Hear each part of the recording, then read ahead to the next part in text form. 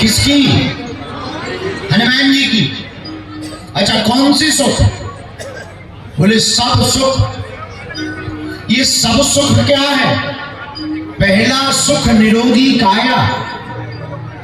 सब सुख क्या है? पहला सुख निरोगी काया। और निरोगी काया किससे होगी? नासे रोग हरे सब। तो पहला सुख हनुमान जी से। अच्छा, दूसरा सुख क्या है? दूसरा सुख घर में माया। दूसरा सुख घर में। अच्छा, महाराज जी माया देंगे हनुमान जी। कंचन बरन विराज, जिनका शरीर ही सोने के समान हो वो तुम्हें तो सोना दे ही देंगे। तो माया देने वाले भी हनुमान जी। अच्छा, तीसरा सुख क्या है? तीसरा सुख सुलक्षण नारी। तीसरा सुख है घरवाली हो पर अच्छी हो, सुलक्षणा हो, तब तो घर घर है, नहीं तो घर बेघर है। अब एक जन की पत्नी इतनी खतरनाक, अब होगा कटनी का आदमी। पति पत्नी दोनों हमारी कथा में आ रहे थे बागेश्वर धाम, रास्ते में गधा खड़ा हुआ था। गधा को देखकर पत्नी बोली, देखो तुम्हारे रिश्तेदार खड़े, नमस्कार कर।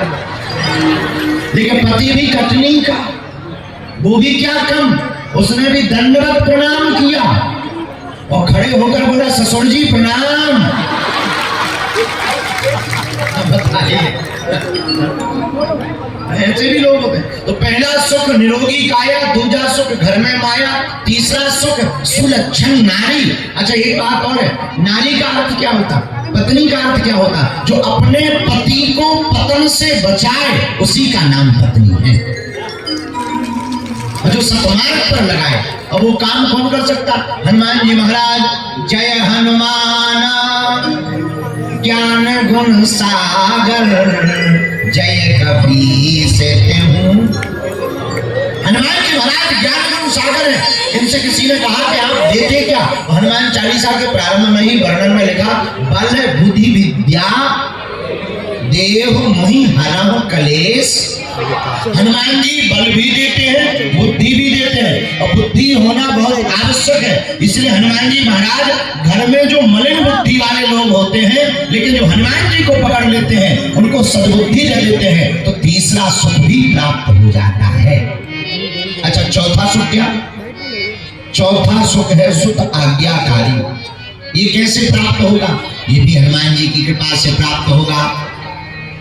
जब हम अपने बालक अथवा बालिका को हनुमान चरित्र सुनाएंगे, रामचरितमानस का पाठ कराएंगे, और जब रामचरितमानस की चौपाइयां बालक गाएंगे, प्रातः काल उठ के रघुनाथा, मातु पिता गुरु ना वही माथा। जब माता पिता गुरुदेव को प्रणाम करेंगे बालक, तो आपका बालक संस्कारवान बनेगा, वही बालक बड़ा होकर के आपका नाम रोशन करेगा।